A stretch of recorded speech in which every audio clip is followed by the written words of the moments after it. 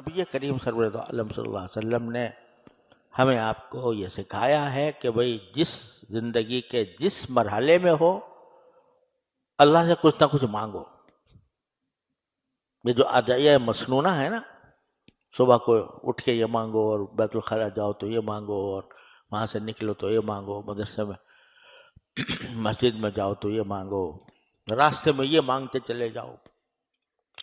یہ دعا کا ذوق پیدا کرنا مقصود ہے۔ اور جب یہ پیدا ہو جاتا ہے تو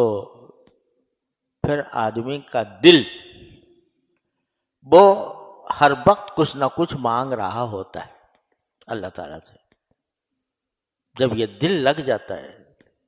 اللہ تعالیٰ کی طرف تو چاہے زبان سے کچھ بھی کہہ رہا ہو بندہ، کسی بھی مشغلے میں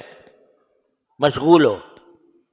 لیکن دل اس کا متوجہ ہوگا اللہ تبارک و تعالیٰ سے مانگنے کی طرف۔ اور یہ اللہ جل جلالہ تک پہنچنے کا بہترین، آسان ترین، مختصر ترین راستہ ہے، کثرت دعا۔ تو اس لیے قرآن کریم نے دعائیں سکھائی ہے، یا نبی کریم صلی اللہ علیہ وسلم نے جو مانگی ہیں یا ان کی تعلیم دی ہے، ان کو پڑھنا یہ اس لیے ہے تاکہ کچھ اس کا ذوق پیدا ہو، دعا کرنے کا ذوق پیدا ہو۔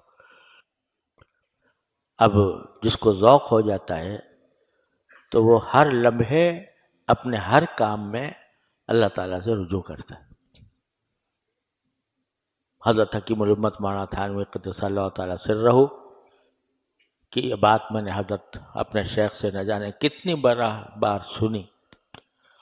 کہ جب کوئی اللہ کا بندہ مجھ سے یہ کہتا ہے کہ مجھے آپ سے ایک بات پوچھنی ہے،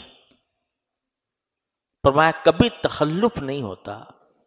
کہ ایک لمحے کے لیے دل ہی دل میں اللہ تعالیٰ سے مانگتا ہوں، یا اللہ پتہ نہیں یہ کیا سوال کر لے گا،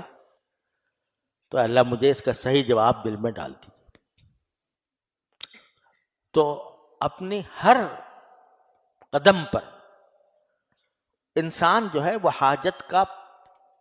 بلندہ ہے، حاجتوں کا، ہر دم اس کو کوئی نہ کوئی حاجت درپیش ہے۔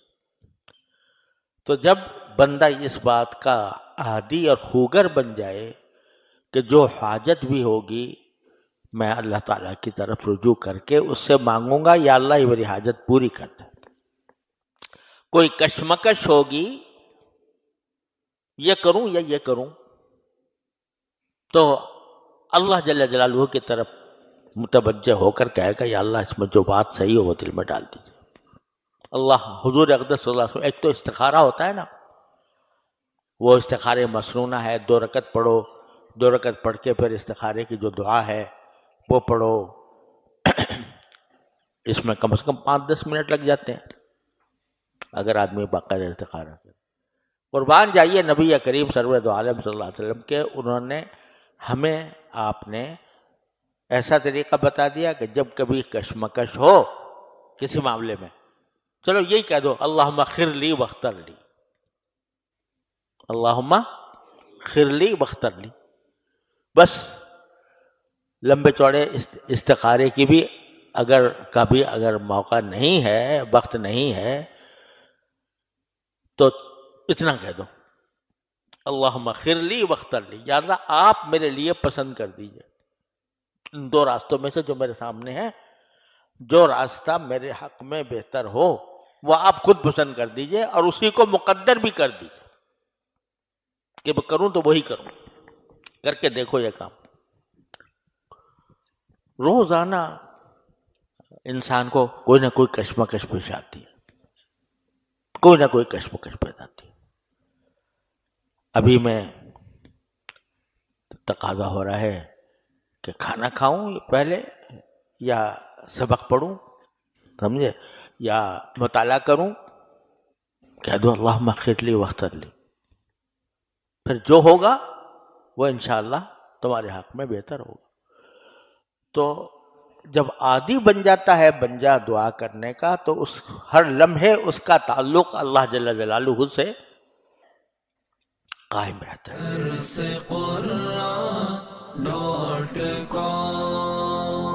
www.darsequran.com